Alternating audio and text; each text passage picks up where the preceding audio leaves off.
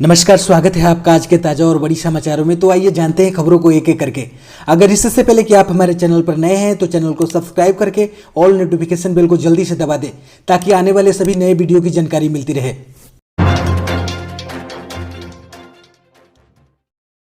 पश्चिम बंगाल चुनाव में ममता बनर्जी का वार, बोली भाजपा दुनिया में सबसे बड़ी लुटेरी पार्टी।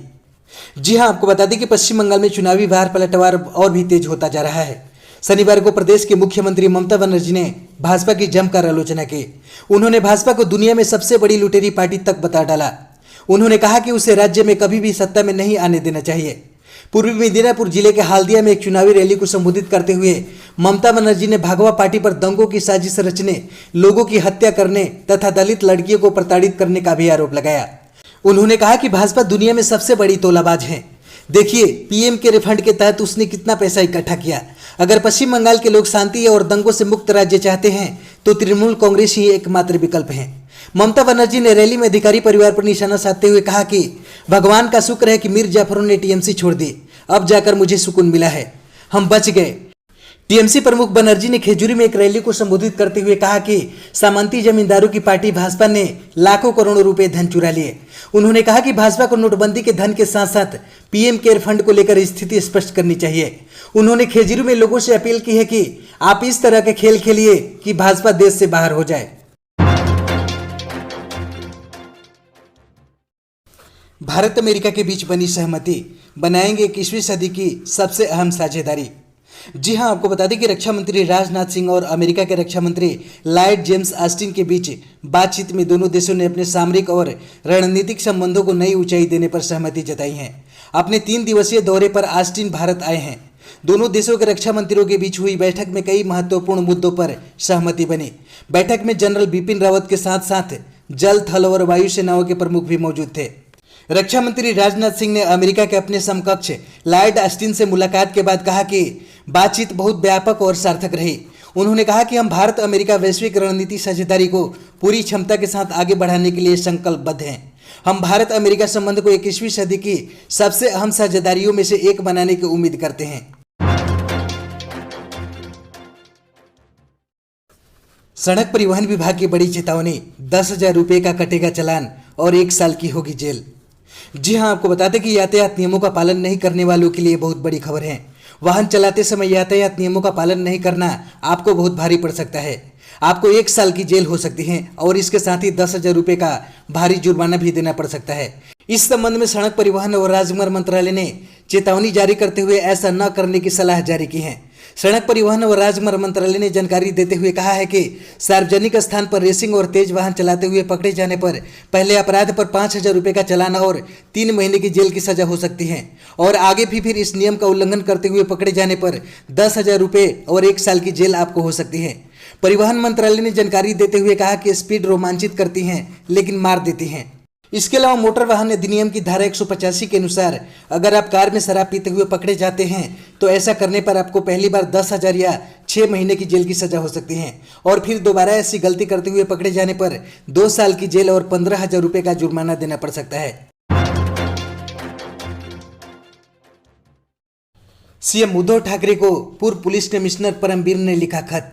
गृह मंत्री वाजे को हर महीने 100 करोड़ वसूली करने का दिया था टारगेट।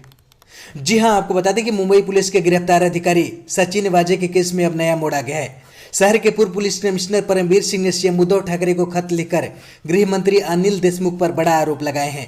उन्होंने खत में लिखा है कि गृह मंत्री ने सचिन वाजे से कहा था कि उसके पास एक ऐसा टारगेट है जिससे वो हर महीने 100 करोड़ रुपए बटोर सकता है। मुंबई के पूर्व पुलिस कमिश्नर परमबीर सिंह ने सीएम उद्धव ठाकरे को चिट्ठी लिखी।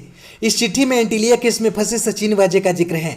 चिट्ठी में महाराष्ट्र के गृह मंत्री अनिल देशमुख पर आरोप लगाते हुए कहा गया कि उन्होंने सचिन वाजे से 100 करोड़ रुपए हर महीने कलेक्ट करने को कहा था। वहीं इस मसले पर अनिल देशमुख ने ट्वीट कर कहा कि परमबीर सिंह ने खुद को कानूनी कार्रवाई से बचाने के लिए ऐसे आरोप लगाए हैं। इस पर गृह मंत्री अनिल देशमुख ने ट्वीट के जरिए जवाब दिया है। उन्होंने कहा है कि सचिन वाजे का एंटीलिया और मनसुख हिरेन केस से सीधा संबंध सामने आ रहा है। परमबीर सिंह को डर है कि अब इसके तार उनसे भी जुड़ेंगे। उन्होंने ये झूठे आरोप खुद को कानूनी शिकंजे से बचाने के लिए लगाए हैं।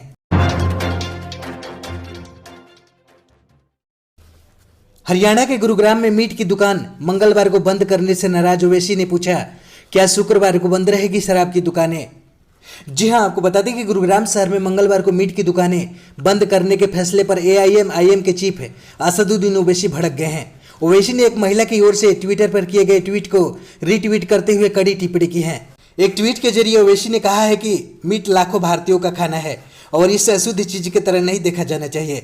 उन्होंने जवाब में लिखा है कि अपनी निजी जिंदगी में कोई क्या कर रहा है, इससे किसी की आस्था को कैसे चोट पहुंच सकती है। इस आधार पर तो शुक्रवार को शराब की दुकानें भी बंद होनी चाहिए। आपको बता दें कि गुरुग्राम में मंगलवार को मीट की दुकानें बंद करने की खबर को वीणा वेणुगोपाल नाम की एक महिला ने ट्वीट किया था, जिस पर ओवैसी भड़क गए। बिहार में 23 मार्च को विधानसभा घेराव की तैयारी में जुटा राजद, तेजस्वी ने संभाला मोर्चा। जी हां, आपको बता दें कि बिहार में मुख्य विपक्षी पार्टी राष्ट्रीय जनता दल ने 23 मार्च को विधानसभा घेराव को लेकर पूरी तैयारी में जुटी है। बेरोजगारी सहित विभिन्न मुद्दों को लेकर विपक्ष के नेता तेजस्वी यादव लगातार सरकार पर निशाना साधते रहे हैं। उन्होंने अब 23 मार्च को बिहार विधानसभा के घेराव की घोषणा की है। तेजस्वी ने इस आयोजन में सभी लोगों से भाग लेने की अपील करते हुए कहा कि जब तक बिहार के करोड़ों युवाओं, छात्रों, बेरोजगारों और संविदा कर्मियों को उनका हक नहीं मिल जाता, तब तक हमारा संघर्ष जारी रहेगा। 23 मार्च को युवाओं के साथ मिलकर हम पटना में विधानसभा के घेराव करेंगे। आइए जात पात धर्म से ऊपर उठकर हम बेरोजगारी के खिलाफ आवाज बुलंद करें। राजद के एक नेता ने बताया कि तेजस्वी खुद इस तैयारी की निगरानी कर रहे हैं। उन्होंने कहा कि जन सरोकार के मुद्दे पर विधानसभा के प्रस्तावित घेराव को राजद यादगार बनाने की तैयारी में जुटा है। प्रदेश से लेकर पंचायत स्तर तक जागृति अभियान चलाया जा रहा है। कोरोना के बढ़ते मामलों को देखते हुए तमिलनाडु में 22 मार्च से बंद होंगे स्कूल। जी हां, आपको बता दें कि कोरोना वायरस के बढ़ते मामलों को देखते हुए तमिलनाडु सरकार ने शनिवार को आदेश दिया कि 9वीं, 10वीं और 11वीं की कक्षाओं के लिए 22 मार्च से अगले आदेश तक स्कूल बंद रखे जाए। बहरहाल 12वीं कक्षा के छात्रों के लिए स्कूल खुले रहेंगे ताकि वे बोर्ड की परीक्षाएं दे सके। बंद की अधिसूचना जारी करते हुए सरकार ने कहा कि लोक स्वास्थ्य एवं रोग निरोध निदेशक ने अनुशंसा की है कि स्वास्थ्य दृष्टिकोण से 9वीं, 10वीं और 11वीं की कक्षाएं जारी नहीं रहनी चाहिए, क्योंकि कोविड-19 के मामलों में बढ़ोतरी हो रही है।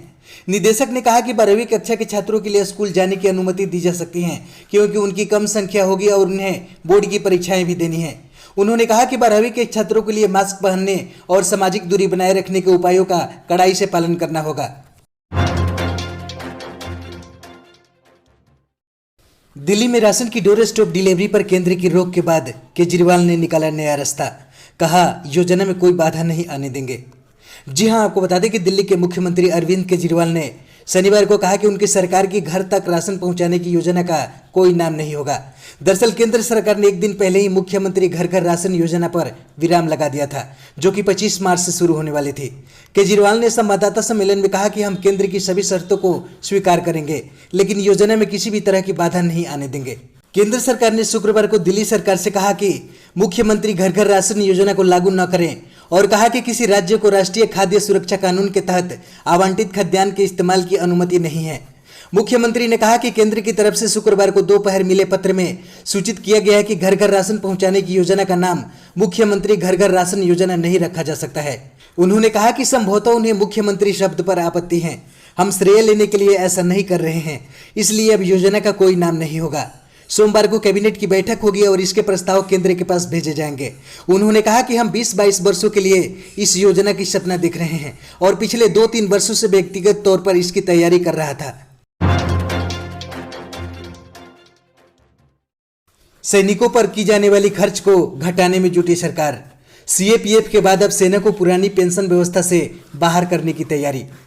जी हां, आपको बता दें कि केंद्र सरकार केंद्रीय अर्धसैनिक बल यानी सीएपीएफ की तर्ज पर अब आर्मी, नेवी और एयरफोर्स में भी वेतन एवं पेंशन के खर्च को कम करने पर विचार कर रही है। सैन्य बलों को पुरानी पेंशन योजना से एनपीएस में शिफ्ट किया जाएगा या इसके लिए कोई नया मैकेनिज्म तैयार होगा। इस बात का उल्लेख 15वें वित्तीय आयोग की रिपोर्ट में देखने को मिलता है। केंद्रीय अर्धसैनिक बलों जिनमें BSF, CRPF, ITBP, CISF, NSG, SSB और असम राइफल जैसी फोर्स शामिल हैं। इनमें जनवरी 2004 के बाद सेवा में आने वाले कर्मियों को पुरानी पेंशन व्यवस्था से बाहर कर दिया गया था। अब वे सभी कर्मी नेशनल पेंशन स्कीम यानी एनपीएस का हिस्सा है।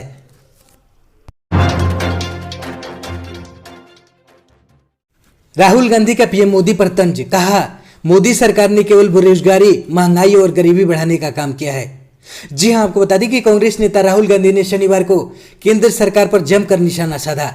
उन्होंने देश में बढ़ती बेरोजगारी, मुद्रास्फीति और गरीबी दर को लेकर मोदी सरकार की खूब आलोचना की। उन्होंने कहा कि इस सरकार ने क्या बढ़ाया है, बेरोजगारी, महंगाई, गरीबी और सिर्फ मित्रों की कमाई।